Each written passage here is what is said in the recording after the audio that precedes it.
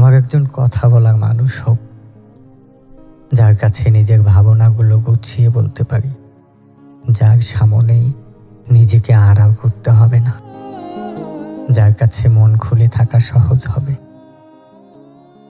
যার সঙ্গে কথা বলার সময় প্রতিটি বাক্য মেপে নিতে হবে না, ভুল ঠিকের হিসেব ছাড়াই যার কাছে সব বলা যাবে।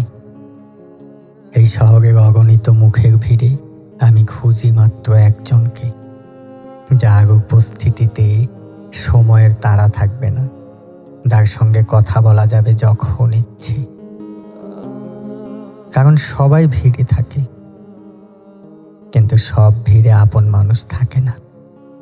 একজন হলেও হোক, যার কাছে কথা বলা মানেই স্বস্তি।